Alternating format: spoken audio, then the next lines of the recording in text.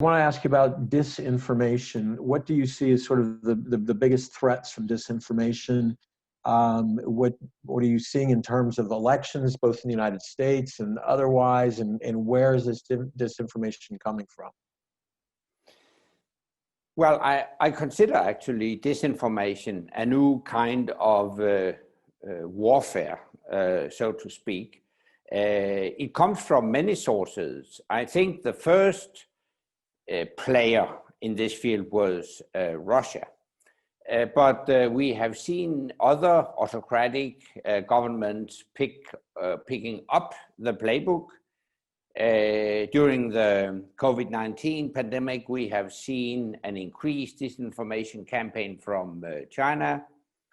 But I also think North Korea, Iran, Venezuela have adopted parts of this playbook. So I think we will see disinformation campaigns as a major challenge, at least for free societies in the coming years.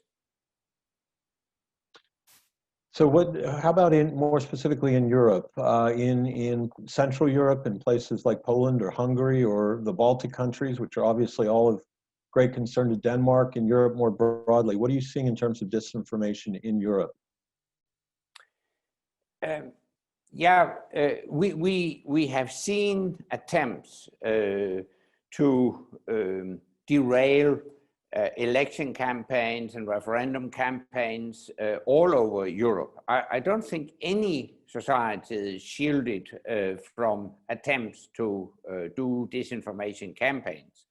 We saw that during the Brexit referendum in the UK. We saw it in the so-called Catalonia referendum in Spain through Venezuelan media or tools. They tried to impact on the referendum campaign. We saw it in North Macedonia, where they had a referendum on solving the name dispute with Greece. We saw it even in Italy, that is already a very pro-Russian society. But Russia tried, nevertheless, to polarize, I would say, the political discourse, the political debate, with the aim to strengthen the extremist parties in Italy, and they succeeded. So it's all over the place in Europe. Thank you. You chair an organization, the Alliance for Democracies, which is doing great work to fortify and build solidarity among democracies in the world.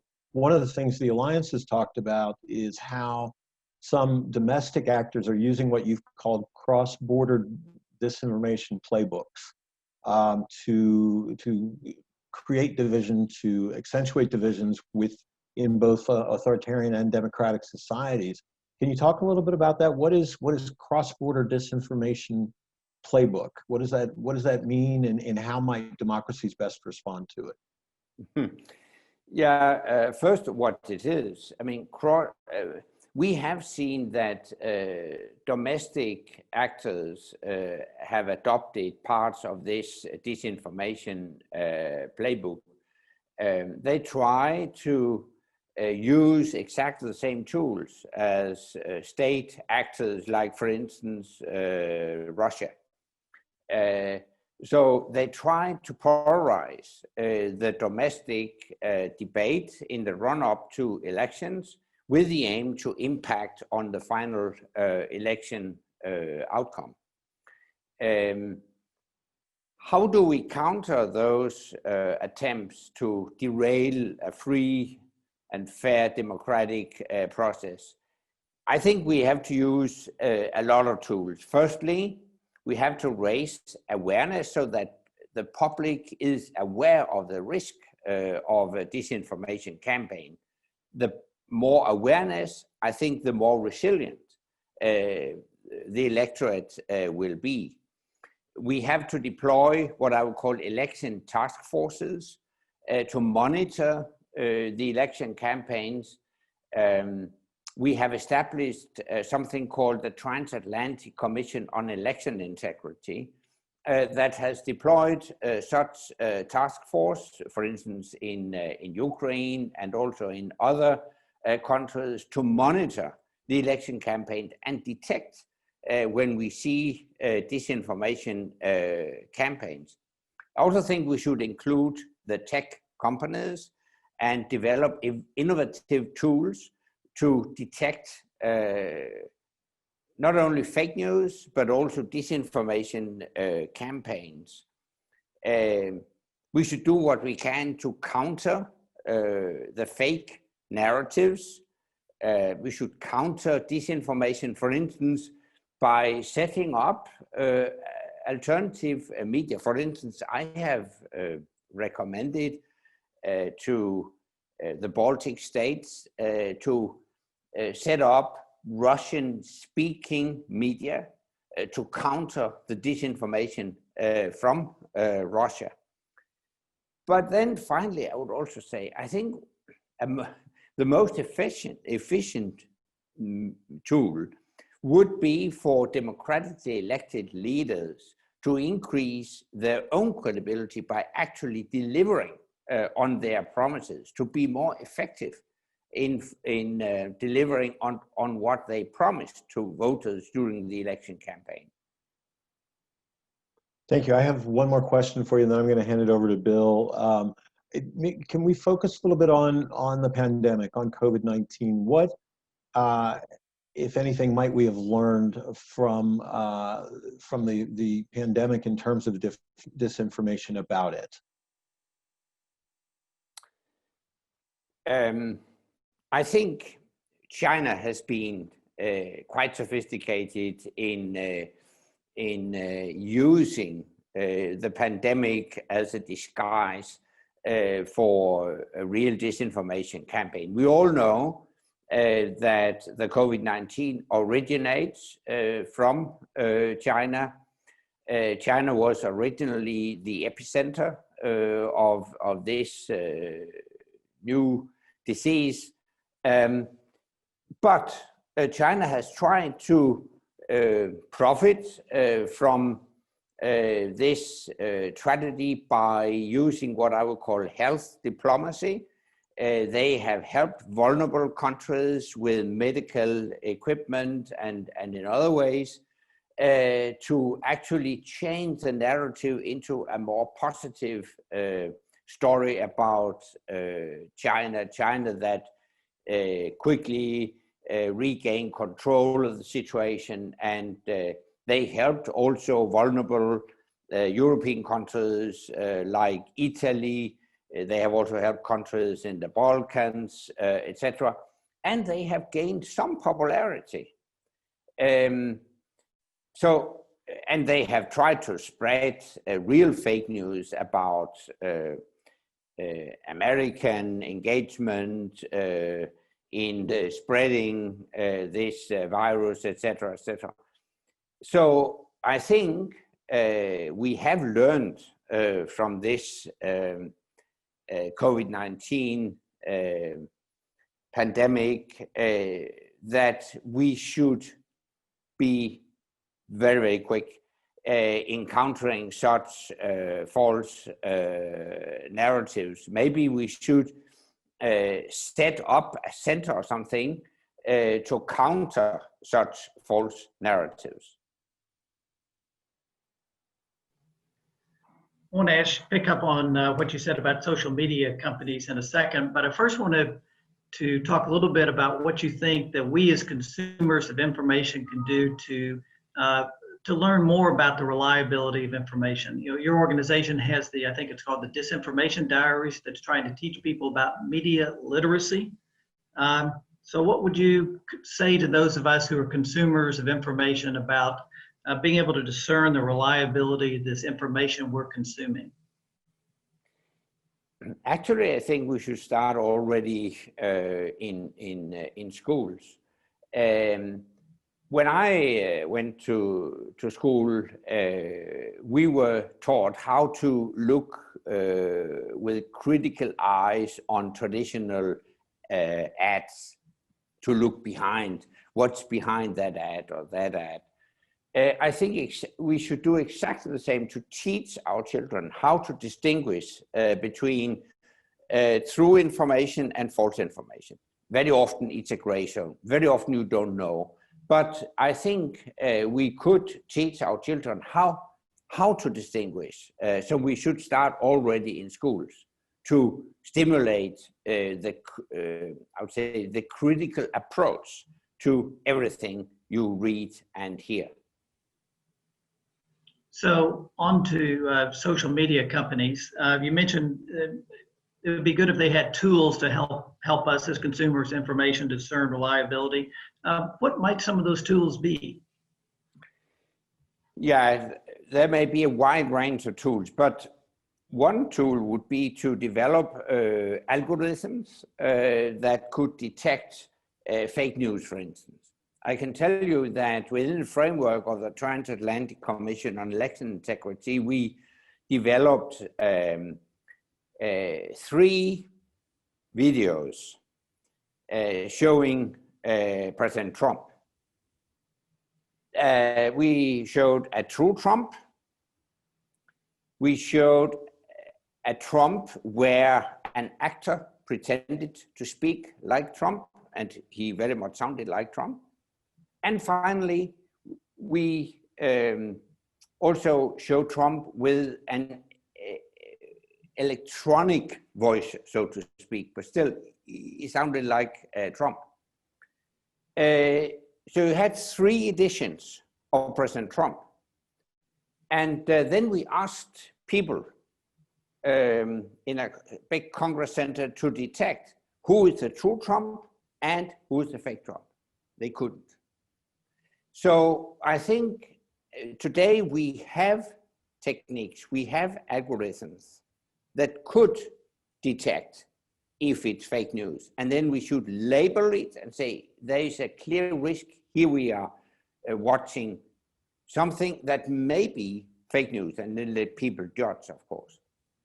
Exactly the same could be done when we're speaking about more traditional media. We have media companies that have specialized in labeling the trustworthiness of different media. And they look at the transparency of a media, whether the media disclose conflicts of interest, where did they obtain the information, how is information verified, do they allow links to sources, etc. And then you can label a media so that we as consumers of news can judge ourselves whether we believe it's true or it might be fake news. So beyond social media companies, what can or what should private organizations and entities do to combat disinformation? For example, you're on the board of NewsGuard, and they have SWAT teams that try to scour for emerging websites that might be promoting misinformation, disinformation. So what do you think private organizations can do to help with this challenge? Yeah, but NewsGuard is an excellent example. It's a private organization, and the purpose of that is exactly what I mentioned, to label media according to their trustworthiness. They don't like it, all of them, but it's really a bipartisan organization, and on a bipartisan basis and objective criteria tries to label different media. They don't distinguish between liberal and conservative media, but we look into concrete criteria, objective criteria. Of course, it's not a 100% guarantee, but I think that's the best that private organizations could do. I'd like to revisit something you mentioned earlier about China making some inroads into some of the Western democracies in Europe.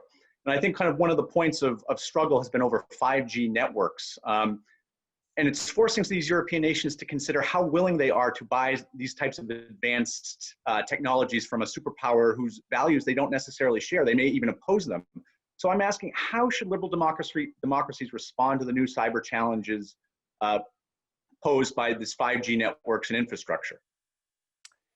Actually, I think the best overall solution would be to create an alliance of democracies. That's why I established my foundation, the Alliance of Democracies, back in 2017. And I think one of the purposes of that alliance could be to develop global norms and standards for deployment of and use of information and communication technology. In very concrete terms, we are trying to develop common norms and standards within the European Union. Individual European countries have already decided not to accept Huawei as an operator within information and communication technology. And personally, I think that's the right way forward. Maybe you shouldn't mention specific companies, but you can set up a number of standards that Huawei clearly does not fulfill. And I consider it, from a security point of view, unacceptable to allow a big tech company with that close links to the Chinese Communist Party, supported by the government, including financially, because it would be to allow a spy through our back door. So I think what we should aim at is a common European approach to Huawei. And I think that will also be the final outcome of this. We have seen how the UK has now excluded Huawei from its network, or will do it. My own country, Denmark, has already decided not to accept Huawei. Other European countries do not accept Huawei. We lack a couple of the bigger players in Europe, but I think eventually we will agree on common standards that will, eventually it will be the death sentence of Huawei in Europe. Having said that, I also think we need a European-American cooperation here. If we start a competition between Europe and the US, we will eventually lose that race. We need to set global norms and standards for the use of information and communication technology, and by the way, also to use artificial intelligence. If we don't do it, then the autocratic regimes in Moscow, Beijing, and other places, they will dictate how to use those new technologies. Well, you mentioned artificial intelligence, sir, and I'm wondering, when you think about artificial intelligence and some of these other new technologies and how they're leading to some positive innovations, but also to some economic disruptions and other challenges, overall, what impact are these new innovations likely to have on democracies around the world? And you already mentioned deepfakes as one example. What are the, what are the challenges here, and what are the benefits? Basically, I think new technology is a big step forward to strengthen democracies. The new information and communication technology, including social media, have actually made our democracies even more democratic, because we all, as citizens, have a chance to communicate directly with other people without the filters we have been used to using traditional media. So basically, I think social media, the new information and communication technology, including artificial intelligence, that's all good for democracy. But of course, it also raises a lot of new challenges. And we have discussed those challenges at length. So I think instead of looking at the new technology as a problem, we should use it as a solution to the problem and use the new technology to actually counter disinformation. And when it comes to artificial intelligence, it's of vital importance for the world's free societies to set international norms and standards that allow protection of individual rights, protection of privacy, etc. We can never, of course, we can never accept the Chinese approach where they will use artificial intelligence to strengthen their supervision of people. So I think that's why I think the US and Europe should cooperate. And I would compare this with the famous Manhattan Project or the moon landing project. I think the US and Europe have a vital interest in investing huge amounts of money in being sure that we are winning this technological race and not the Chinese. And so my last question for you is, we have all these evolutions in information, from disinformation campaigns to cyber attacks to artificial intelligence. And you mentioned this in terms of how you balance this with protecting individual rights. And I want to ask you specifically about societies who believe in free speech. How do we balance these challenges with free speech as we try to respond to the information wars and yet maintain these freedoms? Yeah, that's a very important question, because I have seen many left-wing people who have used this situation as a leverage for restricting free speech and for limiting people's right to speak their mind. We have also seen